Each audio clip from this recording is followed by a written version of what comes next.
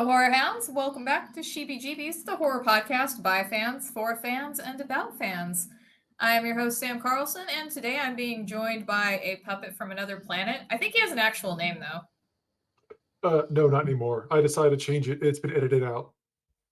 This is true. Because as soon as I got in the green room, I was already the Sam Carlson in the woods, and then he decided to show up as the Chris in the woods, so. Which, if nobody's seen the show before, this is Tall Chris. But we also have with us a Stone Gasman from Takes Manhattan, or usually Stone live from New York, Stone Gasman. But we're feeling festive, I guess, right?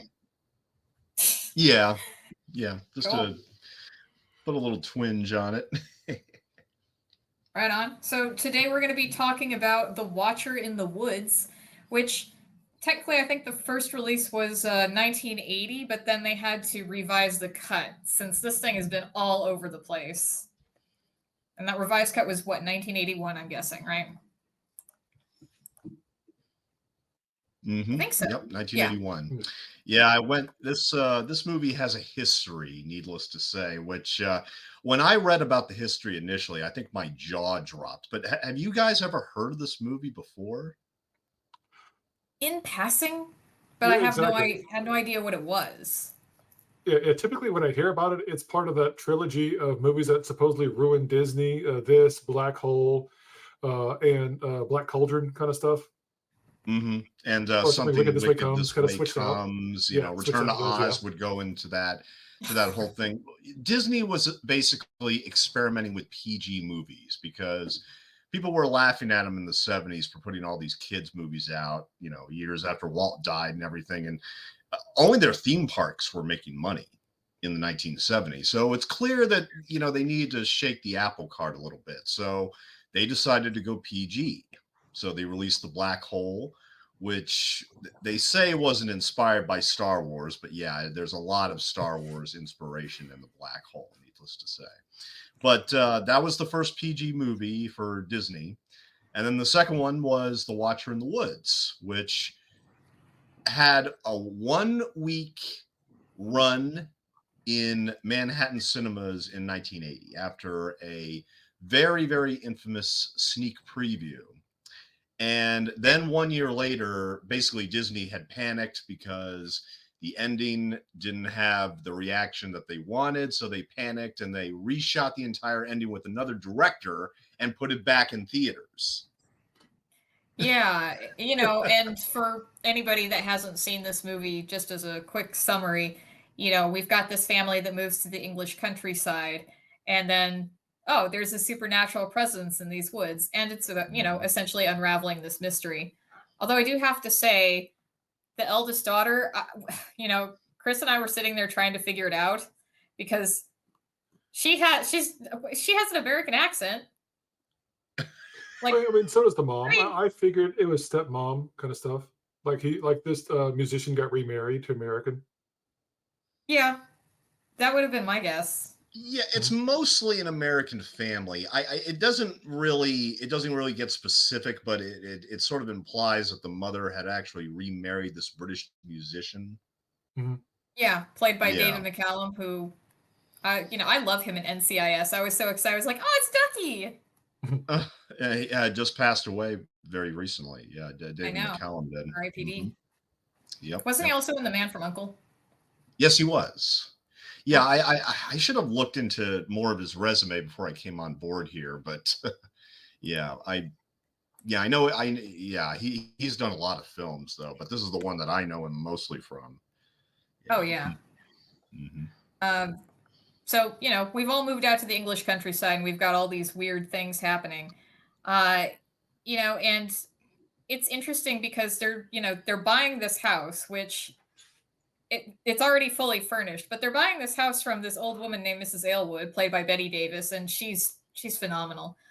It just knocks it right out of the park, as to be expected. This was her 50th year in film, I think it was, right? Or 85th movie?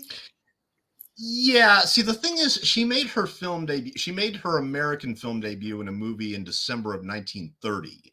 And I wanted to point that out because the whole idea behind Disney putting on this early preview was to celebrate her 50th anniversary in films, when really they had another 10, 11 months. You know, they could have easily just fixed the movie during that period, but they were so impatient to honor Betty Davis. So they decided to do this preview. Um, oh my God, was it like in March or it was in April? Yeah, it was in April of 1980. But her 50th anniversary debut in film wasn't until December. It would have been December of 1980. So why not fix the movie and wait 9 months?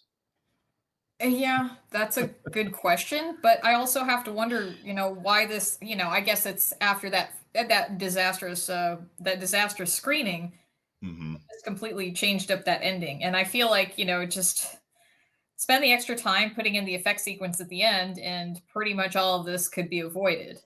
Hmm. Hmm. Hmm. Because comparing those two endings, it's very jarring. Very Having to jarring and very have- maddening. Hmm. yeah, like having to explain, oh, well, see, I know we were doing a supernatural mystery, but what actually happened was this gal that went missing, Mrs. Aylwood's daughter, Karen, because it's always a fucking Karen. So anyway, Always. yeah. So it turns out she and her friends were playing this ring around the rosy type game in the chapel, as you do when you're young, Yeah. during a total eclipse, and for whatever reason, she just got zapped up into another dimension and actually switched places with the titular watcher in the woods, who fucking hates being stuck on Earth. They're not having it. So by the time we get there and everything's sorted out, we have to do the ritual again 30 years later on the next total eclipse. Then we get her switched back with, and the watcher goes back to its dimension. I don't know its pronouns. I'm sorry. I'm gonna go with See, its. and the thing, even the son-in-law over at Disney, Ron Miller, he's the one that kept on, compromising a lot of the moments during production where they were making the movie very, very intense. And the executive producer who was shepherding the book to the film, would go over to Ron Miller and say, hey, you need to stop doing this. You're compromising the entire vision of the movie. Ron Miller was the one that basically he did not understand the idea that the watcher is this he's a non-malevolent entity, but he's very, very frustrated at his being switched places with this girl because of this little harmless ritual that happened at this chapel. He's just very upset. He's just like he wants to get back. Exactly. It's like he's That's like sitting in his like you're living really room with his bitching flying about saucer and just teleports. I'd be upset It's too. help. It just all that yeah. went over the Disney executives' heads, and they just panicked. They really panicked, and they decided to scale things back, and film this entirely new ending where apparently the little sister is the one getting possessed, and everything is communicated through the little sister. Did you recognize the little sister from Halloween? By the way? Yes, You immediately. did recognize her. A Oh, lot of yeah. people miss her, I think. A lot of people miss Kyle. What is her Richards, last yeah. name again? Kyle Richards. Kyle From Richards, yes. yeah, from Halloween 4 and 5, right? No, that's Danielle Harris. Kyle Richards Oh, from okay. the original, and Yeah, they also gotcha. the new Halloween trilogy. They Yeah, I brought was her gonna say, back yeah, for I thought Halloween so. Kills and Halloween Ends. Yeah. Mhm. Yeah, Because she did and that, what, Desperate Housewives of Beverly Hills or whatever. yeah, I heard about that. It's always one of those things where it's like that they were on that because I had a similar reaction when I heard about Lisa Wilcox being on MILF Manor, and I was like, what? I never watched MILF Manor, but oh my God, when I read about that.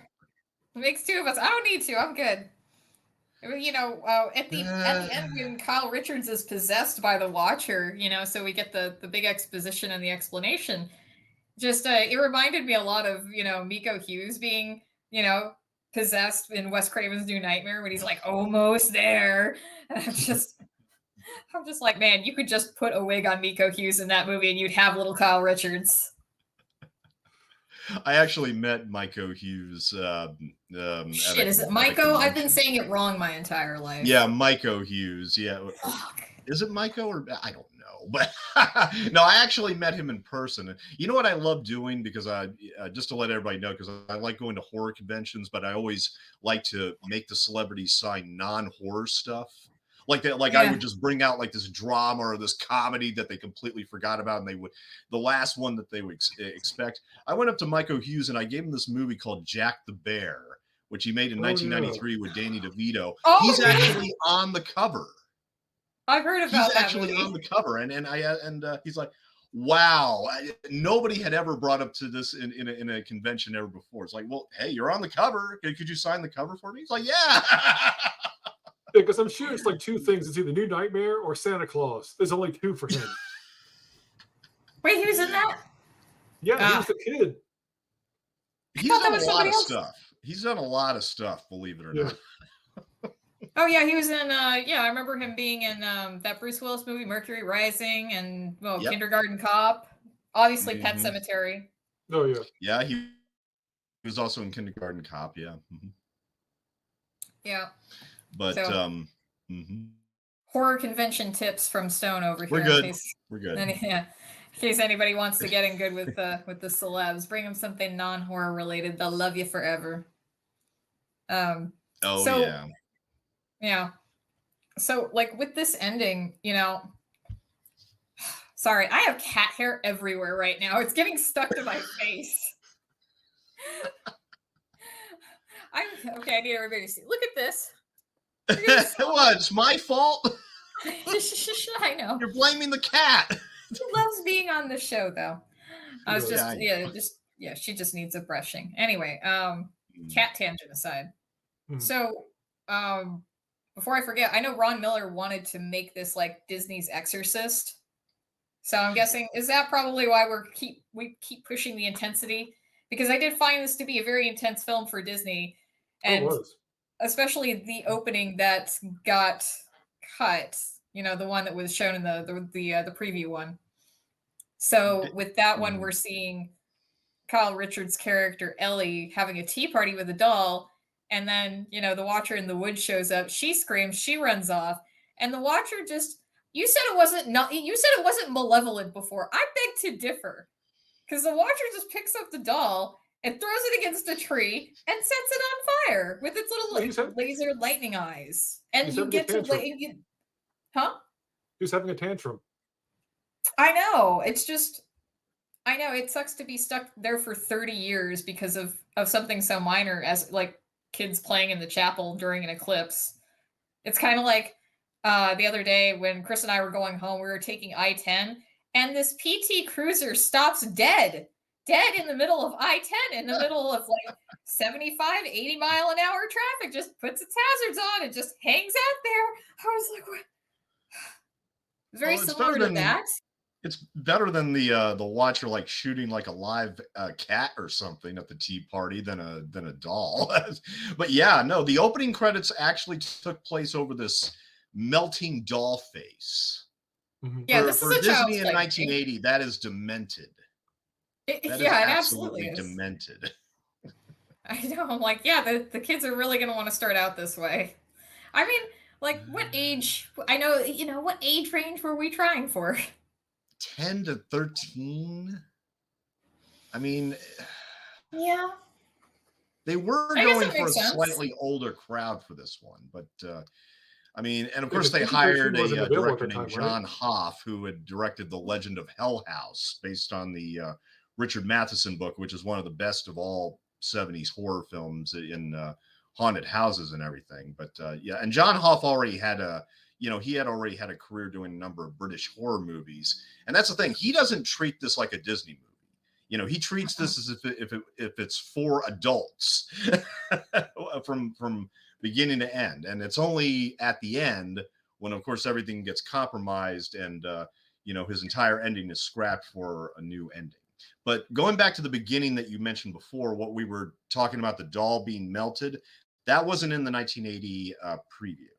That Disney panicked at the very last second and removed it and replaced it with a very simple title sequence of Stanley Meyer's music and In the Forest with the credits, which I actually like that opening fine. You know, Mm. it's softer, but I like it. Um, and then we go into the story of the family arriving at the house, and of course Kyle Richards thinks that the place is haunted. That's why it hasn't been sold to anybody, and God knows how long and everything. Well, no, it's not the house; it's the woods outside the house. And another thing I love about this movie, because I've always had a kind of a crush on lynn-holly Johnson, who plays Oh, the lead girl here. She was in a 1978 movie called Ice Castles, which if you oh my remember, God. she's a real life ice skater. Oh my God, does I've that ring a bell now? I've seen that at least once. I had no idea that was her, but it's one of those movies, you caught just, randomly on TV somewhere. Oh my God, that's she, she wild. she was an ice skater in the 1970s, and so they made a movie for her called Ice Castles, where it's basically like the miracle worker. She becomes Yeah, blind she's during a blind. freak Yeah. accident, and then she has to get the courage to skate again. And her boyfriend like makes her go out on the ice, which is a little cruel considering she's blind, but yeah, but she triumphs at the end, because that's the way. But now I like her, and I liked her in that movie. And after that, she only made a few other movies. She was in For Your Eyes Only, which a lot Mhm. of people gave her crap about, that because she played a quote very annoying ice skater. Well, yeah, she played a teenage bratty ice skater, and Yeah. who else at that time was going to play an ice skater on film? Yeah. And then she won a True. Razzie Award for Where the Boys Are in 1984, and that was the end of her career, basically, at that point. Oh, And then really? she married Don Johnson and retired. Well, fair. I mean, Yeah, yeah. can't blame her. Can't blame Let me her at just all. Yeah, how did she go blind in ice castles again? Because I'm just like, was She it an ice skate? What? What happened was is that um I mean, they wanted her to mingle at the parties so that she like the Hunger Games, get points, get what is it? Network, Yeah. and get Mhm. money and all this stuff. No, no, she wanted to she just wanted to be alone and skate. And so she decides to go to this section of the hotel where the party is going on. And she just decides to do this skate outside in the middle of the night. And it was during that skate she lost, her sense of composure and attention, and she just tripped, and she, hit her head, and went blind in both eyes, evidently. So. God, I would fucking hate that. It's like trip on a curb or something and boom, you're blind. Yeah, yeah, but I mean, and I've always been a Lynn Holly Johnson fan, and I love it in this movie when she goes into Nancy Drew mode, when she becomes determined to solve this damn mystery, because she knows if she doesn't, whatever this Watcher thing is going to continue haunting her and her sister. Mhm. Oh yeah. It's just not going to stop. And of course, the mother thinks that everybody is all nuts, and just wants to get the family out of there as soon as possible.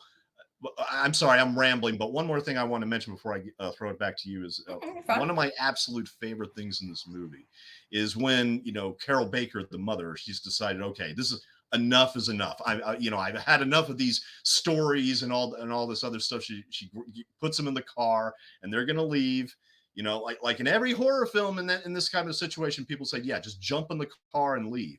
And the Watcher's like, oh no, you ain't going nowhere. Oh, I know, my God. You ain't going nowhere. We got unfinished business here. You ain't going anywhere. That's funny because Chris was bringing up a point like everything in this movie is filled with nitroglycerin, with like how easy it explodes. Because what else do we have besides like the Watcher destroys the bridge that the car's on, and the car just like tips Yes. over gingerly, a giant explosion. Well, then also before that with the dirt bike, like it goes off the ramp and just poof. It's like Jesus. I know, like The Watcher you were has some saying, interesting powers. Mhm. yeah, Chris, you were saying that it's like that Oh, sorry, dog is what? going to explode next. Oh yeah. Oh, yeah. Also, The that the dog kind dog. of remind. Sorry, who was Oh talking? yeah, you're good. That's me. I was saying, yeah, the dog with the Karen backwards. Oh my God, can they get a cat named Nilbog, please? That'd Hmm. be great. But yeah, I'm just like Narek. Narek. Because the Watcher kind of inspires Kyle Richards' character to write it in the glass, I guess, in the the condensation. And I'm just, Hmm. why is it taking her so long to realize that's Karen? I got questions. You know, The like, I Watcher mean, was whispering to her ear to write it. you whispering it backwards? I mean, it's a cute trick, I guess. Well, Well, everything see, is and that's the backwards. thing, because it affects them both differently, right? I mean, the Mhm. little girl, when she hears it, she thinks the dog is talking to her somehow. But True. Lynn Holly Johnson knows that there's something else going on. Yeah, also, that dog Mm. kind of reminded me of the dog from Return to Oz for some Still with me? reason. Yeah, can you hear me? Oh yeah, the dog that plays Yeah, Toto. Toto in that one. Yeah, Yeah. It's like it might kind be of the that same snarky dog. Scotty. No, it can't Oh be the no, same no, dog. I just looked it up. That other one's the other one's a little bit shaggier. But it's always nice to A see a little bit mutton film. shaggy. Mhm. Yeah, not I that shaggy actually dog. listened to a podcast this weekend on Watch in the Woods, and they actually thought the dog was possessed at one point. Oh my god. Did you ever That get actually that would have been, idea? I don't think it was communicated enough. No. If No, but I never got the idea that the dog was possessed. I mean, Or it, leading them to this, like in the woods or whatever. not really. It just ran off all the time because as a puppy Yeah, too, they just run exactly. off. Well, yeah, maybe it was detecting the Watcher. yeah, exactly. Yeah. Also just like switch it around so the voice of the Watcher's coming through the dog at the end, kind of like Nibbler in Futurama. Just have that really deep voice. That would be trippy. Oh yeah. I have a question. Did you see the remake of The Watcher in the Woods that had Angelica Houston in it? Because I didn't I know that did. existed. Yeah, it was it debuted on Lifetime Network, which I don't know why it went to Lifetime, but I don't know how they were able to wrestle the rights away from Disney. That's another mystery, which because Disney hates this movie. I mean, they hate The Watcher in the Woods, and it's always been baffling to people like me and just a lot of people why they hate this movie so much. And I did a commentary a couple of years ago where I explained to my guest, who I'll talk a little bit about later, but I thought, is it because just the kids are doing these little rituals, in chapels at night to make objects move? Is it just about the mysticism and stuff like that? Partially. Like they don't want them to do these rituals where you make it switched out by a watcherous entity or whatever. Like Disney, I don't understand the logic behind their decisions with this whole thing. I No. really don't. But I did see the remake. It was a little bit closer in the book. It was directed by Sabrina the Teenage Witch. Are you Uh, fucking kidding me? I am not Melissa Joan fucking kidding. Hart. Melissa Joan Hart directed this thing, and yes, it starred Angelica Houston. They were able to bring the kid back that played Nick for a little cameo, where he played one of the older kids who went to the chapel at the end and everything. I think he was Tom Colley in the remake, if I remember correctly. And the thing is, it really, really did not work. I mean, the TV budget really hurt it. And while I do give credit to Melissa Joan Hart for going in a different direction, it just didn't work. I mean, the suspense wasn't there. The acting wasn't there. I mean, Betty Davis Angelica Houston, as great as she is, even she can't topple Betty Davis. And, That's formidable. well, and see, and also I think the one I did the commentary with, he made a good point that, Mrs. Aylwood in the book is supposed to be this frail, almost dying woman. Yeah. And you get that in the movie with Betty Davis. Absolutely. With Angelica Houston, not so much. Not so much. The atmosphere just isn't there. It Yeah, I really, think really lacks a sinister atmosphere to make it. To me, it's almost not worth bringing up. But yeah, I saw it, and yeah, it was pretty forgettable. If you've seen the 1980 film, I think I think you'll agree that it was not a remake that should have been done. Yeah, Mrs. Aylwood. I mean, I read a little bit of the book, a couple of the first chapters, Yeah. which is also available for free on the Internet Archive if you guys want to check it out. But I'll put links in the description later, Mm. along with to the links to this movie because you can watch it for free on YouTube. It's very nice. Mm-hmm. But in the book, I get the impression that they just, Jan sees her and thinks of her more like oh that's a witch. Like, oh shit, that's a witch, man. And I'm thinking of a smaller, wizened little old lady. I'm not thinking of Angelica Houston, the fucking Amazon. Mhm. So Exactly. I like those different interpretations. Like I said, I like how each of the girls responds to this entity in different ways. You know what I'm saying? And yeah, I also mean, Jan's responds more to Mrs. proactive. Aylwood in different ways. Hmm. Yeah, Hmm. I mean, do you feel like Ellie is definitely is more like listening to her mother with the whole thing? Because after Jan falls in the pond, in the woods, which by the way, I'm pretty sure the Watcher just pushed that bitch in the water. And then, Mrs. Ilwood's trying to get her out with the stick, but Well, Ellie's like, "You're pushing her the under." blue light when the no, I think the blue light basically scared her and she fell into the water. But I don't think that was the Watcher's intention. I don't know after seeing it melt that doll. That's because it's like you've already established the Watcher is like, being a little bit of a pyro, even though, to be fair, the Watcher did throw the burning doll into the water so it wouldn't set the woods on fire. Well, I mean, maybe he Well, was he just trying doesn't to want cross the over any Watcher way he doesn't want could. a visit from Smokey the Bear, so. Mhm. I think the Watcher just has a lot of emotional dysregulation issues it needs to figure out, so. And see, and that's the thing is that for those of you, the remake is free too. If anybody does want to really watch the Angelica Houston remake, but to be fair to Melissa Joan Hart, she is a fan of the book, and she wanted to be more faithful to the book, but just the atmosphere wasn't there. Everything, none of it came together. And here again, I don't want to dump on a Melissa Joan Hart. I have nothing against Melissa Joan Hart. Hey, I watched Sabrina. I like the talking cat in that. But I don't know. I just wish that this had gotten a bit more attention. It was a theatrical release but Disney's never going to do that. I mean, here again, the special disdain that Disney has always had for this movie really fascinated me. It's always fascinated me. I mean, it's almost like that they have been suppressing the movie from being released. Because I did a commentary with a gentleman by the name of Scott Michael Bosco. Mm-hmm. Excuse me. And he was actually at the 1980 preview audience. 20 years later, he's working at Anchor Bay. He's trying to get Watcher in the Woods on DVD. He wants to get the alternate footage and the endings that he saw in 1980. And so Disney is basically refusing to give him up.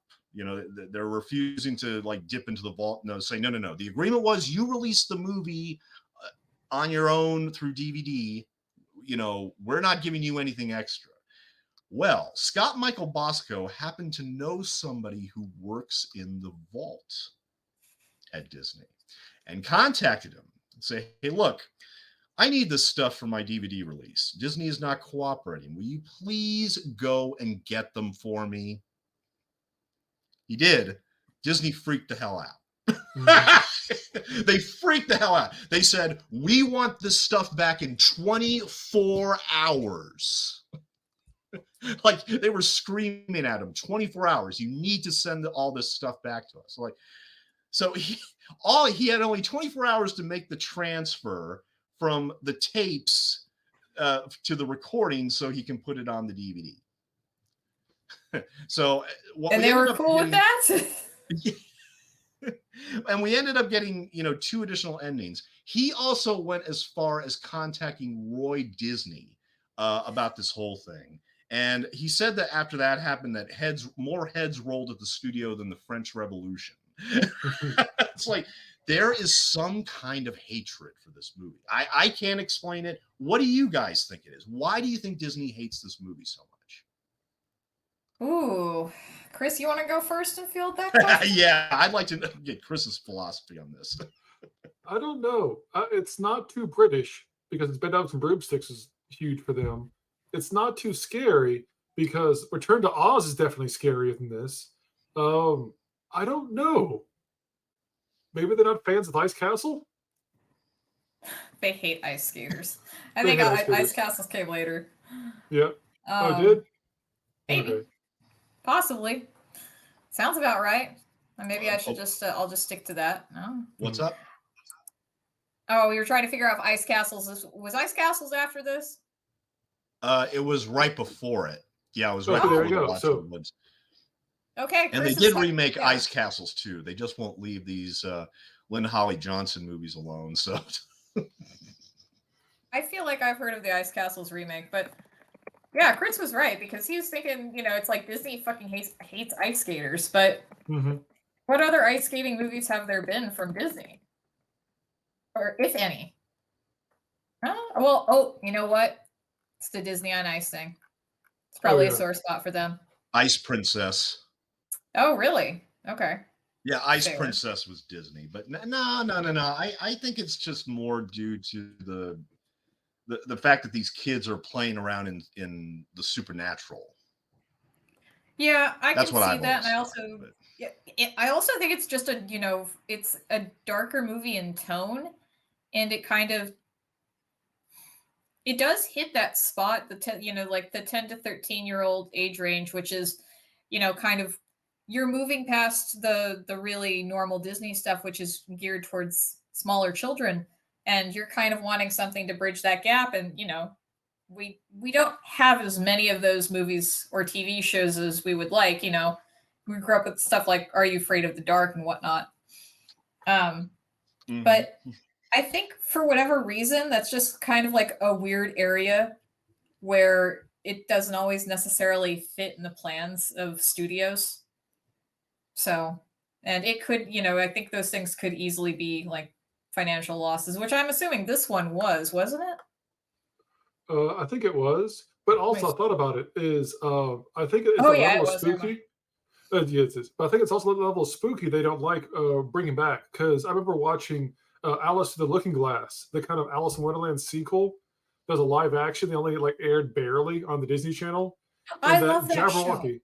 Yeah, it was a movie. So the Jabberwocky at the end of that reminded me a lot of the Watcher in the Woods. That creepy, super spooky kind of like puppet. Real quick, because I have not seen that interpretation. So, okay, so there was a live action Disney movie. What year was this, Chris? Oh, early 80s easily. Maybe even late 80s? 70s. Okay. It was Alice Through the Looking Glass. Oh, okay, Alice Through the Looking Glass. 2016? No. This is way before that. Yeah. Let me see. Jabberwocky, Alice Through the Looking Glass. Yeah, because I mean, what the fuck is this? Jesus Christ.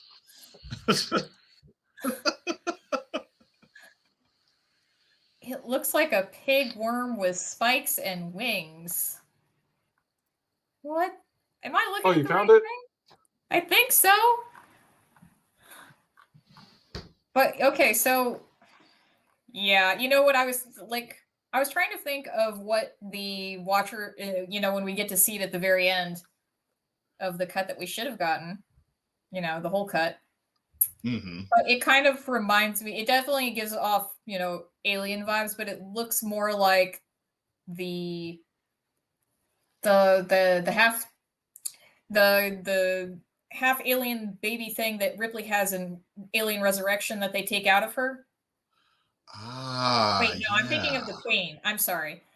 They remove the Queen, but then the Queen gives birth because she still has, Ripley's DNA also. She gives birth to like a half alien kind of humanish thing. Like that a big hybrid, white thing. yeah. Yeah, and it kind of looks like that weird skeleton, but that's what the Watcher looks like, but more like a xenomorph, black instead of white, and then it has weird wings. Yeah. Yeah, apparently the sight of this creature in the 1980 audience, the entire audience basically exploded with applause at that point. But it was after until the Watcher left the screen, that's when everything basically imploded. And every single critic, despite the fact that they were held, they were held throughout the entire movie, no complaints whatsoever. And then after the Watcher, because these little girls were able to explain everything, and they didn't understand, they all gave Watcher in the Woods a bad review. It was all due to that kind of confusion. Okay, so was it explained did the explanation take place before seeing the Watcher, or was it during the Watcher? It was after the Watcher. It was Okay. literally right after the Watcher in the very last scene. In the preview version where they explain it when they're going back to the house. And in the 1981 version, they keep it a lot more subtle. And they basically just bring her back without any explanation. Yes, yeah, we were comparing the endings with that one. So there was that ending, then there was the one with the added sequence in there where you get to see the other dimension. And so you mentioned the third ending. So is the third ending the one that has the Watcher but no otherworld dimension? Well, see, I mean, that's the thing. I think with the otherworld sequence and the Watcher sequence, I think they were debating on using one or the other. And because I mean, the thing is that I almost wish there was a combination of both endings, but unfortunately, you can't really do that because the other ending is a reshot ending. You can tell from the actors' faces because of people not shaving and everything that it was done at a completely different time. On top of all that, they weren't able to get the actress that originally played Karen, and that's why in both endings it's a completely different girl, which is with a a terrible blonde wig.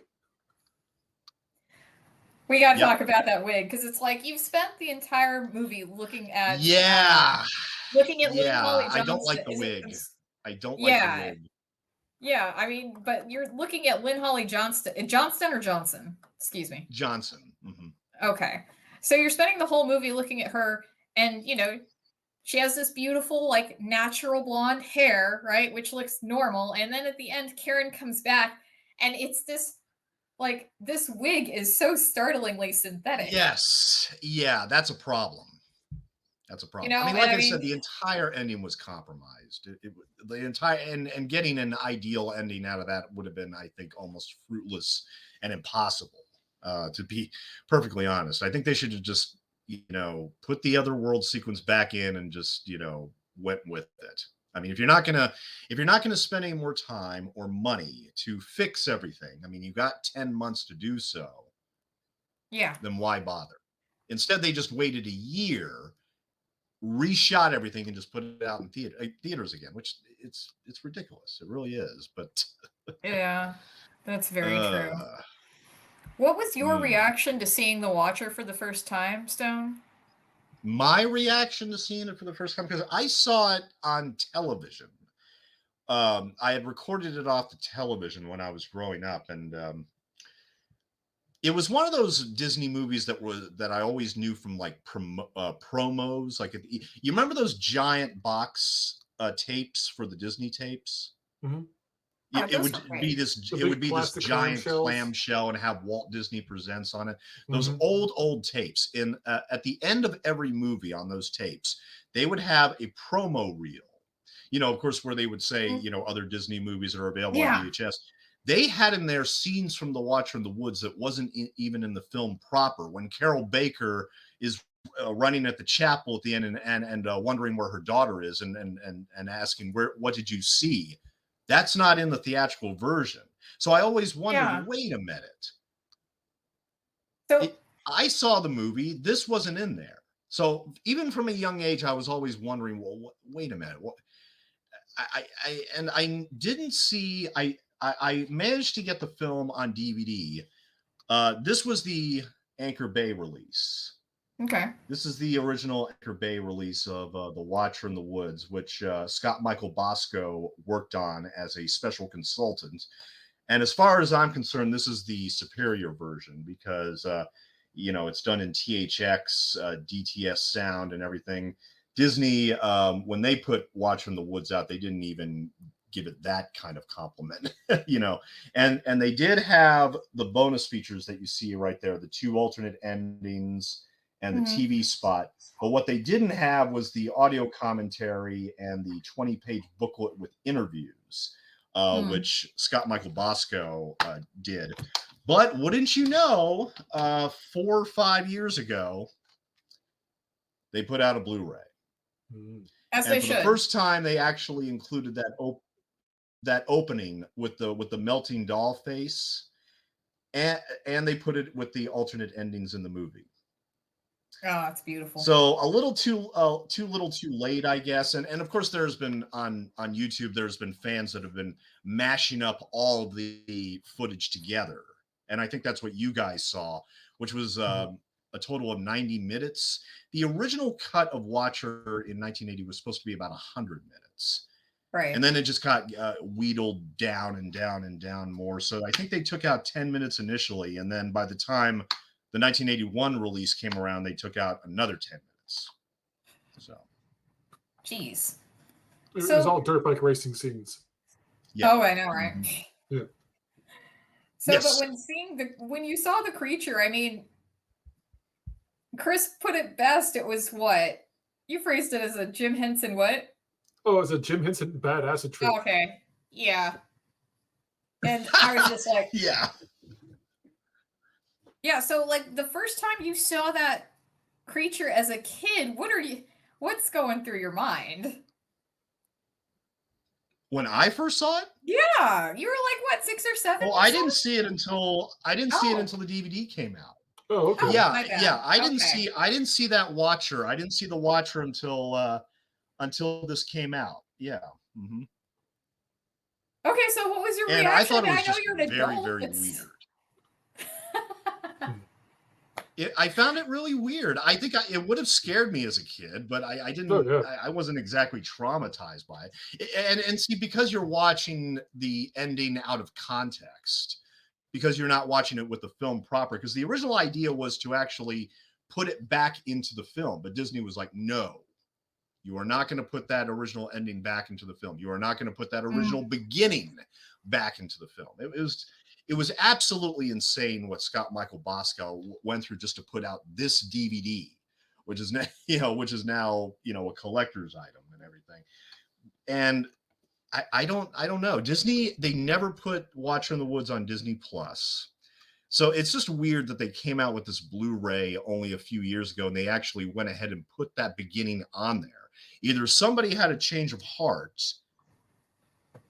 but then again, I mean, they also give us a Blu-ray with no extras, no bells and whistles whatsoever. So my first reaction to the Watcher, to be perfectly honest, I just thought it was weird.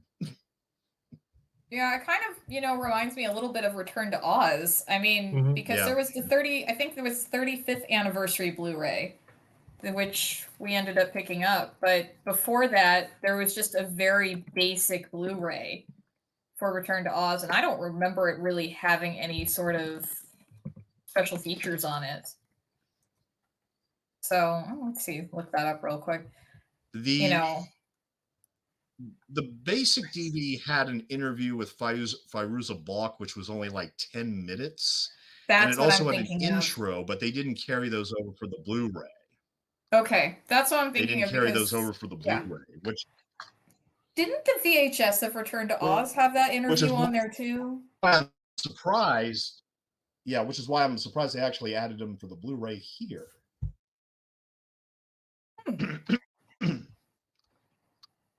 I'm sorry, what? I'll have to go ferret out my copy. You still there? On the Return to Oz Blu-ray, those interviews with Fairuza Balk are not there. I mean, it was only 10 minutes, basically, but... Okay. Yeah, it's been a few years since I kind of compared the two, but it was, because I remember vaguely the VHS having that interview, though, right? Does that ring a bell to you? No? Yeah, the VHS had it. The VHS had the interview as well. They did. Yeah, I do remember that. Because those initial DVDs and VHS tapes came from Anchor Bay as well.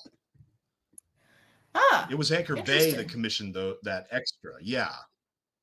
It wasn't Disney. Oh, Now, Disney was Anchor. not Yeah. really taking DVDs seriously at that point. They were not Yeah. taking any of that seriously. I never do. Oh man. I'm just trying to think like That's why what I've always had a disdain for Disney, and this is just one of many, many reasons. I mean, yeah. the biggest sin of all, me personally, the biggest sin of all was when they took out a whole musical number from the Muppet Christmas Carol, Oh which was yeah. essential to understanding and appreciating Scrooge's arc. Mhm.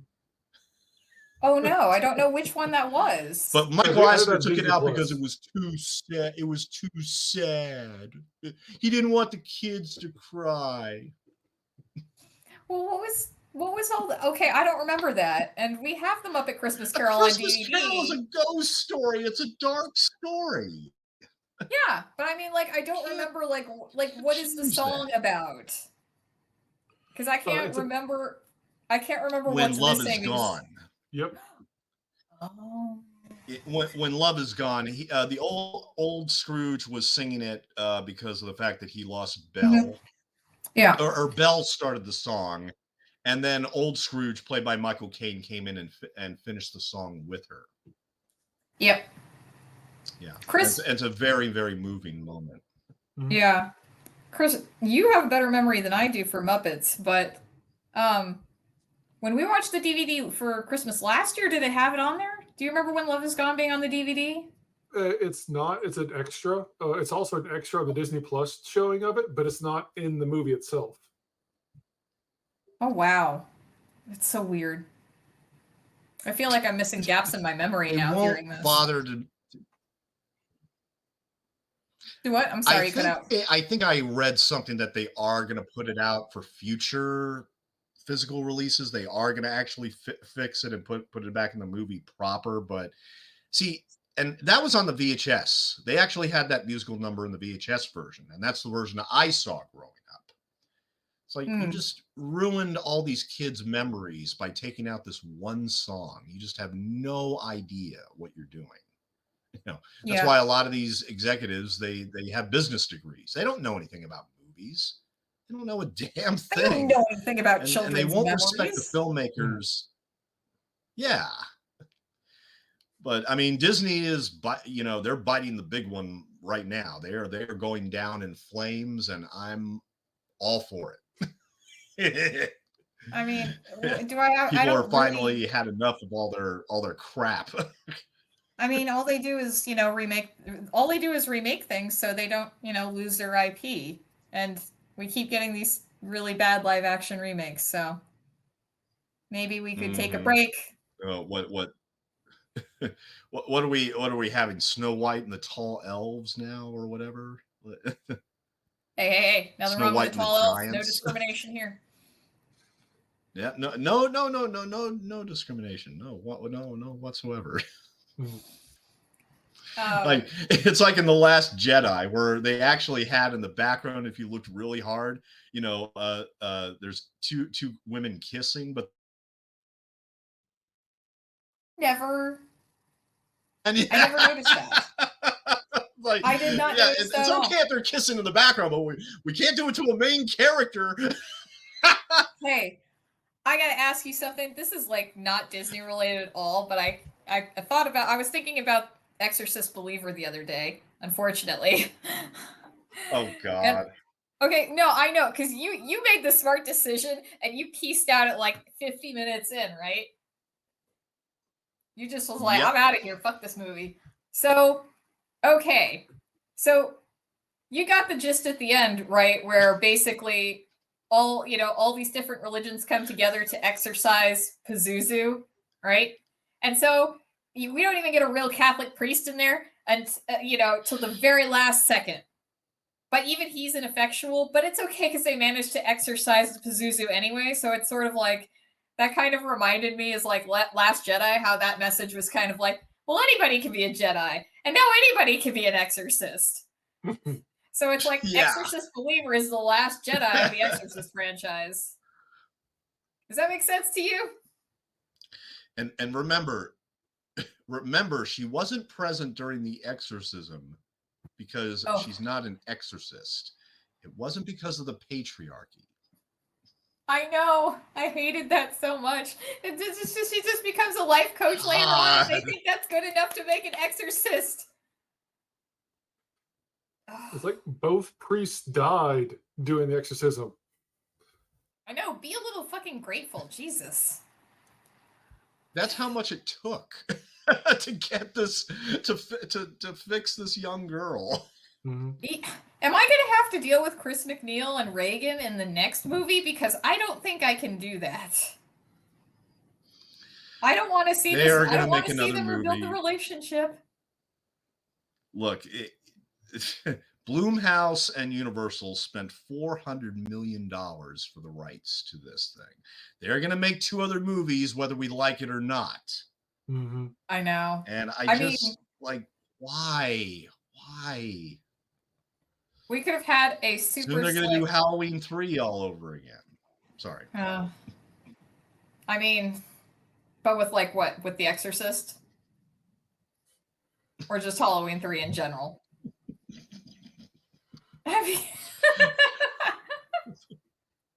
People are just. I mean, just no more exorcism movies. Like, I mean, you know how many billions of like direct-to-video exorcist movies there are out there, and then they just, they just put exorcist or exorcism in the title, and then they just, just throw it out there.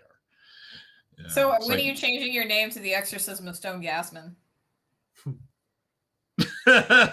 Actually, it's funny because on Twitter, or I refuse to acknowledge it as X. Okay, so I'm just going to keep calling it Twitter. But on there, I changed my name this year to the Possession of Stone Gasman, because in 1972, 1 year before The Exorcist, we had The Possession of Joel Delaney, starring Shirley MacLaine.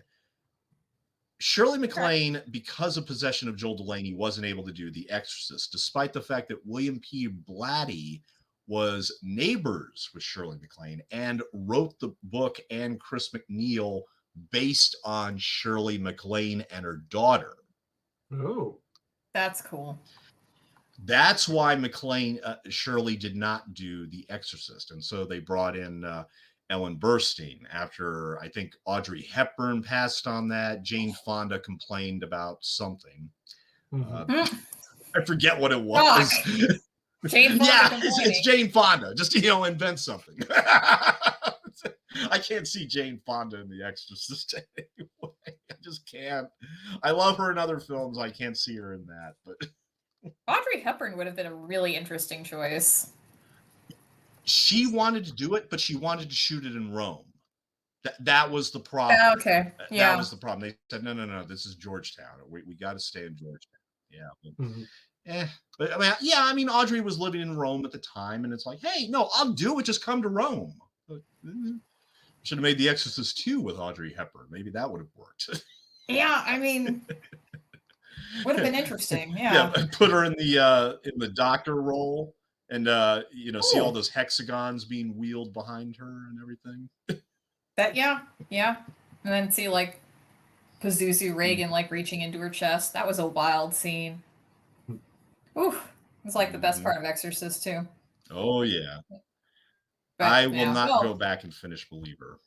I won't do it. I've heard too much crap about it now that's like, no. Did you see the rest of it? Did you see all of it? Huh? Yeah. How about you, I sat there through the whole thing, and it's like, because I was doing a double feature with it and Saw X, so I had already I started with Saw X, which is fine, but I'd eaten a bunch of popcorn already, so it's like I go into Exorcist Believer and I'm like, man, I am super gassy from all this popcorn, so I spent most of it just like laughing and farting at it. So I feel like that was the appropriate response. Oh, no. The theater was nearly empty. It's fine. Nobody was near me. Hey, the power of Christ compels you. Yeah. Exactly. I mean, it's just an extra contribution on my part. Stop making Exorcist movies. Stop it. A fart is just a laugh from your butt. Mm-hmm. We don't need any more Amityville horrors. We don't need any more Exorcist movies. We don't need any more of this crap. Stop it. Just stop. They can't. They can't I stop. mean, This is I just just saw to let everybody know. I just saw the Argentinian film "When Evil Lurks." I want to see that so bad It's because pretty good. everybody. I'm not going to loves it. spoil it, but it was pretty awesome. I mean, the 99% Rotten Tomatoes score is very, very quite justified for this film. So yeah, just keep that as a recommendation to put in your pocket there. Yeah, that's gonna be really refreshing to watch that because last few movies have been rough. Saw X was good. Exorcist Believer was terrible, and then we also saw It Lives Inside, which was really disappointing, but still gotta go experience things. I'm just waiting for Maxine. Yeah. I'm just waiting for the third of that trilogy. I just want Mia Goth back in that role. Yeah, I just want Mia Goth doing Pearl again. Yeah, we haven't even seen Pearl. Like, we haven't gotten around to that one, so maybe, before Maxine comes out, we'll have to do X and then Pearl. Watch Infinity Pool 2. I saw Infinity Pool. It's amazing. I love that movie. Isn't it amazing? It's wild. It's like other countries, this is a blueprint for how you handle rich, obnoxious tourists. It's not a bad idea. It's just it feels like it's such a long fever dream. So it just made me a dream of doing aphrodisiacs with Mia Goth. It just right. just what talk about a fantasy. Like, how do I get a Mia Goth clone? Can I have one? She's best friends with Anya Taylor-Joy. Oh my god! Of course she is. They're best friends. They did a version of Emma together. That's so awesome. And it's like they're such great horror actresses. Yeah. They're great actresses in general, but awesome. I love seeing them. But you watch Emma based on the Jane Austen book, and you see them in those two classic roles as well, and it's like, wow, no, they're just acting circles around each other. They're having the time of their life doing that. Yeah. Well, that's delightful. Well, okay, let me say this about Watcher in the Woods, because this has always been a bold claim that I've made on Twitter. Which I'm sure that other people in Region Free have laughed their ass off about this claim, which I don't blame them. But look, I think this is a bold claim. I think Watcher in the Woods makes The Shining look like Sesame Street. Would you agree or disagree with that assessment? Oh, I don't know. I don't know if I can. I think it at least gives The Shining a run for its money. Atmospherically, I can see where you're coming from. I don't know if I can get behind this theory after only one viewing of Watcher in the Woods. But yes, please expound further. Expound further. Like, where is okay? Think about what Watcher accomplishes. Think about what Watcher accomplishes in 80 minutes, as opposed to The Shining, which is 140. I think that it has a much more tighter story. I think that the scares, the horror in it is. I know horror is all subjective. I laughed at The Shining. I wanted to play with the little girls because I thought they were cute. Oh, I'm sorry. Does that make me weird? I thought the girls were cute. Well, what was creepy about them? Am I crazy for thinking that? No. If you're a kid growing up with it, yeah. Danny wanted to play with them too. Yeah. They seem to be down to play. Just saying. I think everything is built up in Watcher, I think, much more impressively than in The Shining, but that's just me. The Shining gets on my nerves because of the repetition. Yeah. Because, do we have to hear Red Rum 1,000 times? I feel like when I'm watching The Shining, I feel like that we're doing the same thing over and over and over again, even if it's not exactly doing that. you know, with Watcher, what gets me is every time the eclipse comes, every second that goes towards that eclipse, I'm terrified at what's going to happen. Even on repeat viewings, I'm terrified at what's going to happen. Okay, but Jan's a little stupid about not and see, and that's the understanding thing. You got to look at the everything. eclipse thing. Like when Jan can't figure out Well, the yeah, eclipse thing and when she's once you seeing watch like the the movie, circle. You know, the pieces of glass right? on the I ground. know, And but the ones, it's like in that church scene when Tom Colley sees her. You know, who is more scared? Tom Colley. Is it her Yeah. or is it him? Because It's Tom him. Colley has seen a vision of a girl that he knew 30 years ago. Yeah. That's true. Think about Holy it. shit. Think about it. I mean, that's what I'm saying is that I just remembered something. Hmm. What the What? fuck was up with why did Tom Colley have a woman's shoe in his house? Just one woman's shoe. You remember that, right? I mean, Because it implies it might have been Karen's shoe. Yeah. It might have been Karen's that's a little weird, Tom Colley. I'm pretty sure she came back with both shoes. I'm just saying. You know. Maybe. He's been drinking for 30 years. Things happen. I mean, I'm not gonna. Yeah, I don't think that there's anything there to really. I mean, yeah, like I didn't even. I just remembered that the like Tom Colley's House of Horrors, and it's just okay. I get that you're taking care of some of these animals, but it's also like she just like here, hold my crow to poor Jan. Yeah. And she holds it like a champ too. She doesn't flinch because she has to find out. She doesn't care what she has to do. She needs to find out what the hell happened that night. Yeah, because the other guy who's locked himself up for decades. Yeah, the one in the mansion who refuses to help her. There's that. I know. I love how she close-up of Lynn-Holly Johnson. Yeah, I love how she just rides her bike directly into his path. He's like, "Get this fucking bike out of my way!" But I got him to stop. Yeah. It's a very But then you have that wonderful moment. Yeah.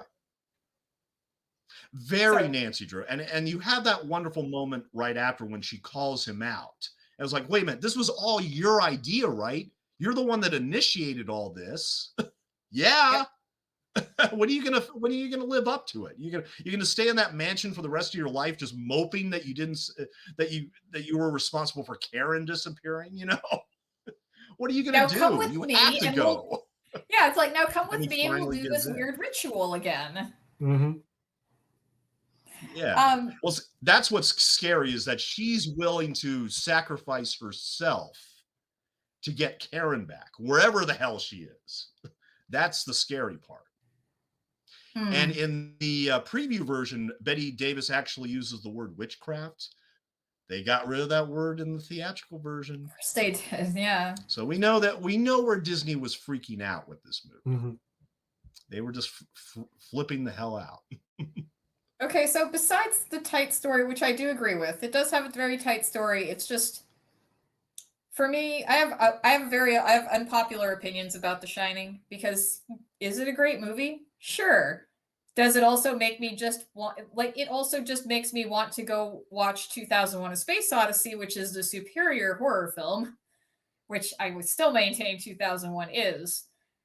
But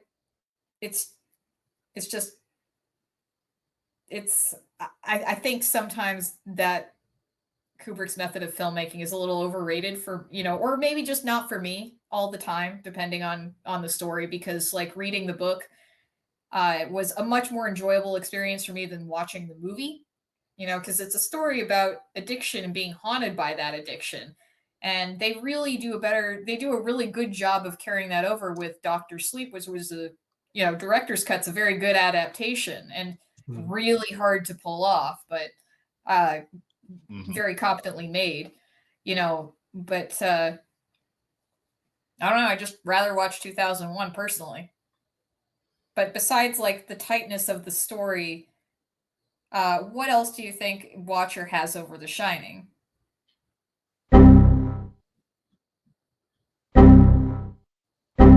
Did you freeze again, Stone? You froze again? Mhm. It would be interesting to analyze both as just pure as adaptations, pure. Mm-hmm. Oh yeah. Oh yeah. It would be very interesting to do that. Yeah.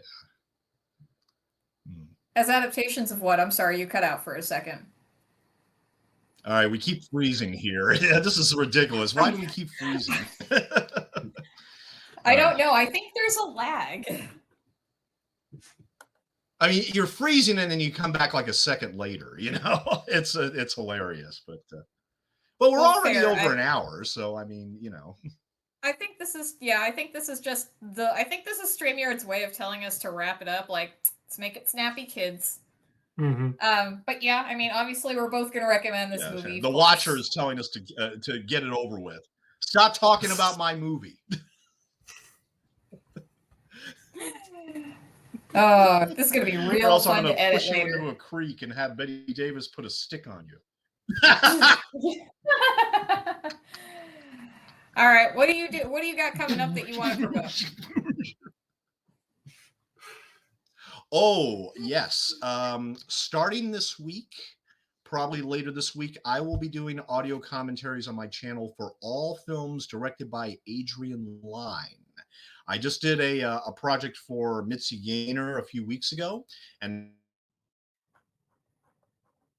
films directed by Andrew Lyne, starting with Foxes, going through Fatal Attraction, then Flashdance, Jacob's Ladder, Indecent Proposal, Lolita, Unfaithful, and finally his last movie, which came out last year, called Deep Water with Ben Affleck.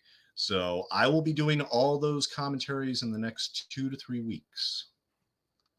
Very, very cool. And we'll be doing an episode on Jacob's Ladder here on Sheebie-Jeebies with returning guest Griffin. Wait, oh no, Stone's gone. Why? Oh no. You gotta climb Jacob's Ladder. Right. Oh, well, that sucks. I was going to ask him. And there he's gone. He's gone. He's on a building, folks. No, he's back. Oh, good. Oh, you're back. I was about to tell them where. How much of that did you get? How much of that did you get? We got pretty much, How much all of of that I did was you just get? saying. You're talking about your commentary in the next 2 to 3 weeks. You're doing all the films up to like Deep Water.